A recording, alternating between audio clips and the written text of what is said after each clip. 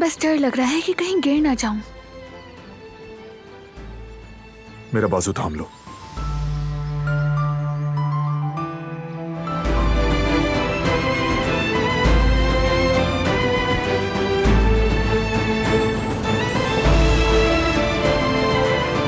तुमसे और तुम्हारी औलाद से जान छुड़ाने का वक्त आ गया है। भरोसा रखो मुझ पे, हल निकाल लूंगा। जमरूद मेरे लिए सब कुछ है।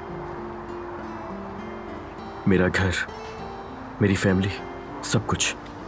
आप मेरी बुजुर्ग हैं, वो अलग बात है कि अगर आप मेरी बात ना माने तब भी आप सब मेरी फैमिली, आपके अलावा और कोई नहीं है। अगर ये दूसरे हालात में मिले होते तो बारान दिलान की तरफ कभी नजर उठा के भी नहीं देखता। मेरी बीवी के मुताल्लिक कुछ मत कहो।